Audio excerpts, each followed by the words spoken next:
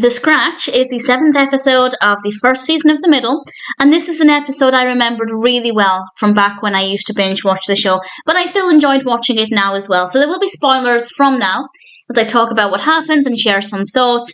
We have two main parts to the narrative, and I'll talk about the one down at Ehlert Motors first of all, and then I'll go through the main narrative chronologically.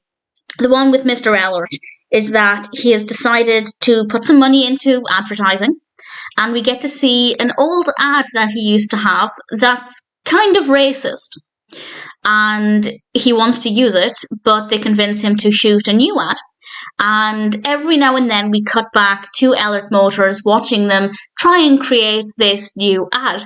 I think cutting back definitely helped to break up the main narrative. The scenes where they were trying to make the commercial were quite fun. I really enjoyed that part of it, and I liked the final product as well. Not necessarily in the sense that I think it's a good ad, I don't, but it was very entertaining, where basically, and as I said, these are spoilers, he decides to use the footage of him when he was younger, but to use Bob instead, and it was quite good fun to see. The main narrative focuses on the fact that a social worker is coming to visit the Heck family, and everybody has a very different response.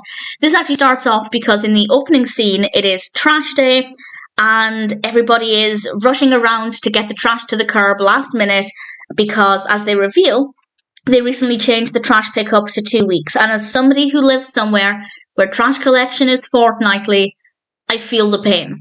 The agony of worrying that I'd forgotten to take the bin out is terrifying. So I understand why they were running around the house absolutely crazy and throwing rubbish everywhere. And unfortunately, Frankie throws a beer bottle for Sue to catch in a garbage bag, and it accidentally hits Brick. And this is just after we find out that Brick has been sleeping under the dining room table because Axel's bed squeaks and he doesn't want to share a room with him. So it's not going very well for Brick. Brick then goes to school, of course, and Mike and Frankie are called into the office. And this is because, well, primarily because Brick had very heavily bandaged up his own arm. He didn't need a bandage, but he wanted to put on a new Super Mario band-aid. Frankie said yes. He went into the first aid kit and basically wrapped his elbow up. And he revealed at school what Frankie did, not with any context. And understandably, I completely think the school did the right thing. The school got the authorities involved. And they said that they were going to have a social services visit, and the episode is then partly about preparing for it, and then partly the execution and Frankie's pretty bad decision making towards the end.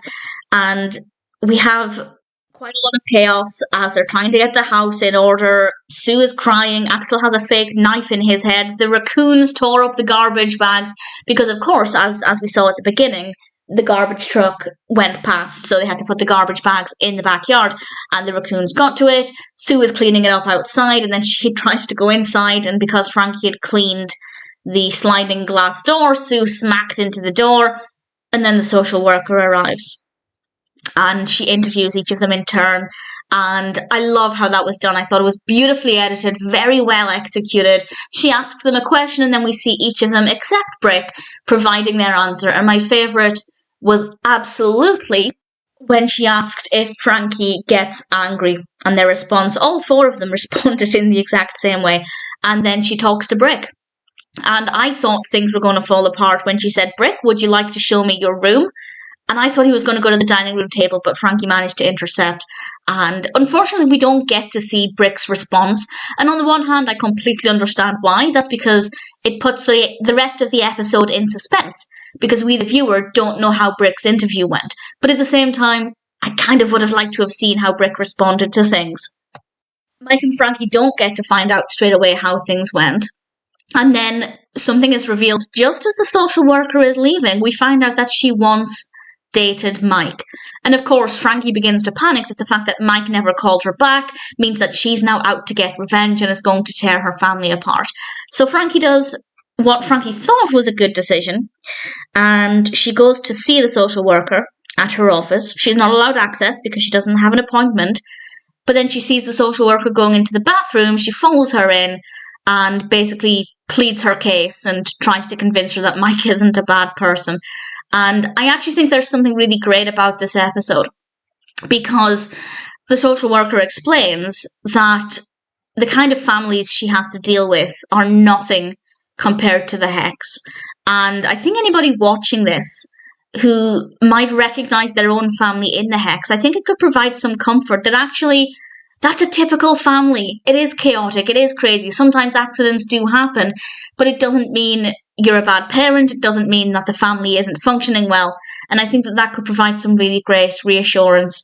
And we end with some comedy as well, because Frankie gets the piece of paper saying that everything is fine, the case is being closed, and she now uses this to her advantage to prove that she's not the worst parent in the world, as Axel claims that she is. So I guess all's well that ends well, and I do think that it could be really reassuring to anybody who sees their own family in the Hex, because it does, I mean, kind of the whole point of the middle, at least as far as I perceive it, is that they do represent the typical family. They're not on the breadline, but they're not particularly wealthy.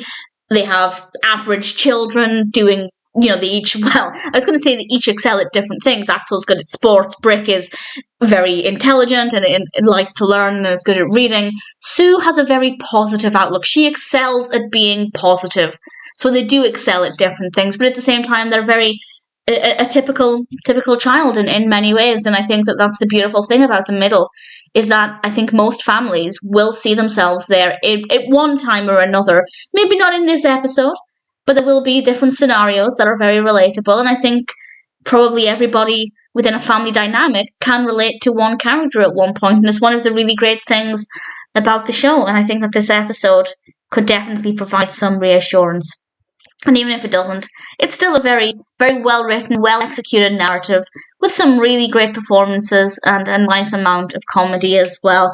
Definitely one, as I said, that I remembered really well. It doesn't surprise me. I think The Scratch is a pretty brilliant episode of The Middle.